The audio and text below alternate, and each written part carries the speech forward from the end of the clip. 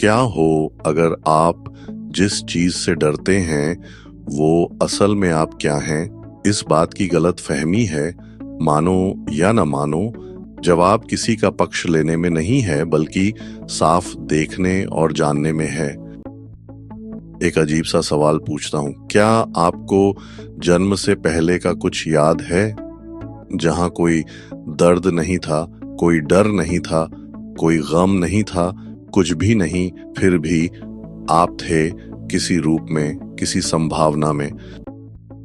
तो फिर हम इतना डरते क्यों हैं? जिंदगी के बाद क्या होगा इससे? इस सवाल ने सदियों से दार्शनिकों, रहस्यवादियों और संशयवादियों को हिलाकर रख दिया है। लेकिन आज इस पर विचार करते हैं, आस्तिक और नास्तिक के बीच बहस की तरह नहीं, बल्कि सच्चाई के खोजियों की तरह।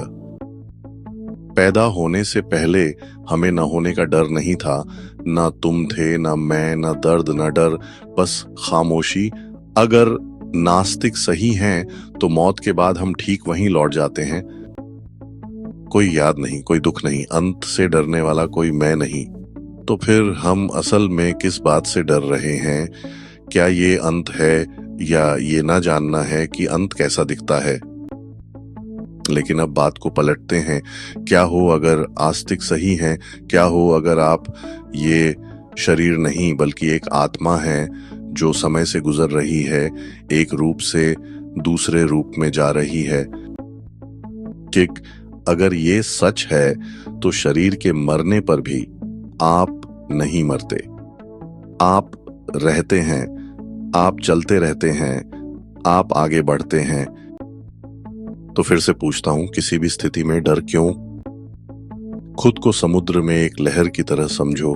आप उठते हैं, आप गिरते हैं, लेकिन समुद्र, वो स्रोत, कभी गायब नहीं होता। चाहे आप आस्तिक हों या नास्तिक, या तो आप शांति में लौट जाते हैं या आप किसी बड़ी चीज में मिल जाते हैं। क्या ये खूबसूरत नहीं है? सोक्रेटिस, प्राचीन यूनान के सबसे बुद्धिमान लोगों में से एक, ने शांति से मौत का सामना किया।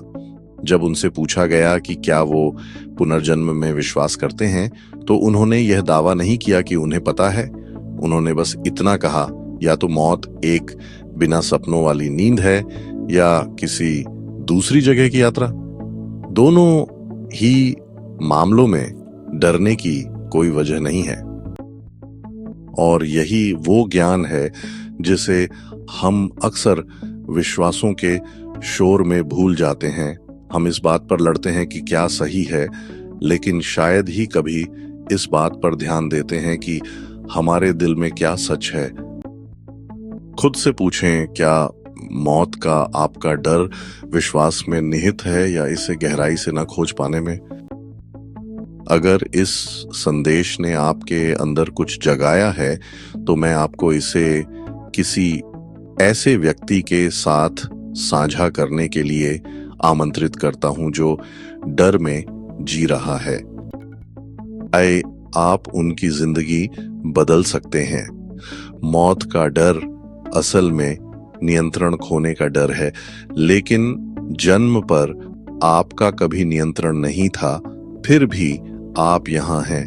मौत पर भी आपका नियंत्रण नहीं होगा, फिर भी आप जाएंगे।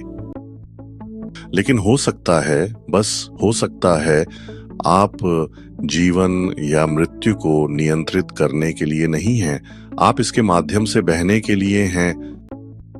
जागरूकता के साथ, शांति के साथ, स्वीकृति के साथ। आप लहर नहीं हैं, आप समुद्र हैं जो खुद को याद कर रहा है। तो मानने वालों को मानने दो, ना मानने वालों को सवाल करने दो, लेकिन आप जागते रहो।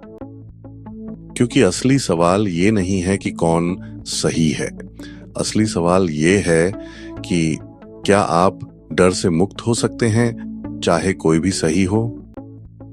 चाहे आत्मा जीवित रहे या उस खामोशी में लौट जाए जहां से वो आई थी, रहस्य बना रहता है, और उस रहस्य में कुछ पवित्र है। डरने के लिए नहीं बल्कि देखने के लिए, बहस करने के लिए नहीं बल्कि समझने के लिए। अगर आज के संदेश ने आपकी आत्मा को छुआ है तो इसे अपने तक ही सीमित न रखें। आपके किसी प्रियजन को भी इसकी आवश्यकता हो सकती है। ये कपिल देवगन है और आप देख रहे हैं टॉक हीलिंग, जहां सच्चाई शांति से मिलती है।